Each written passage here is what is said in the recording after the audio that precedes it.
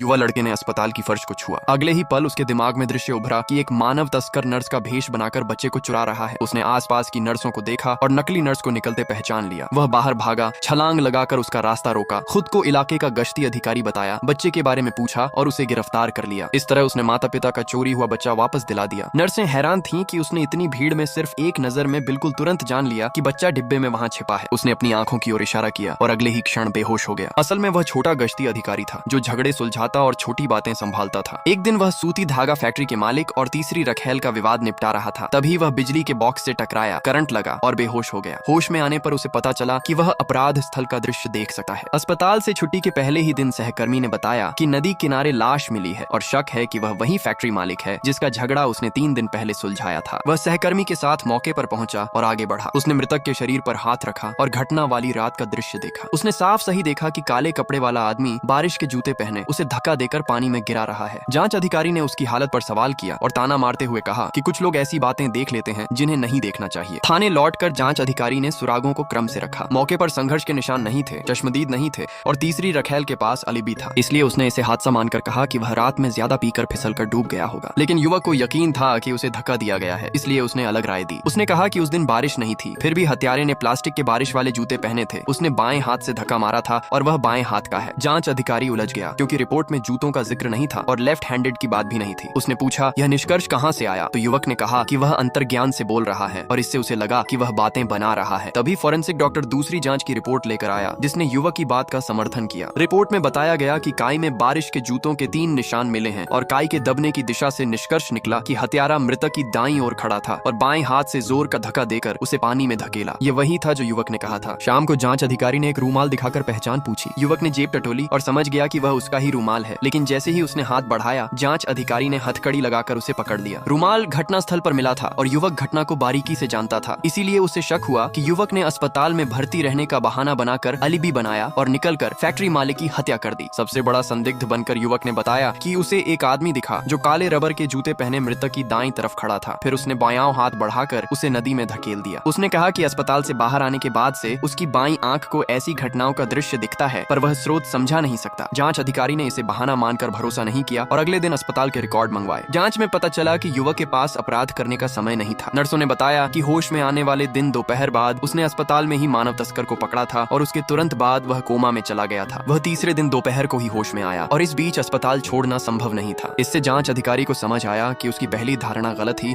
और रूमाल जानबूझकर फंसाने के लिए रखा गया था। फिर कहा गया कि कुछ लोग ऐसी चीजें देख लेते हैं जिन्हें नहीं देखना चाहिए। युवक ने कहा कि उसकी बाईं आंख घटनास्थल का दृश्य दिखा सकती है और वह सच में देख सकता है।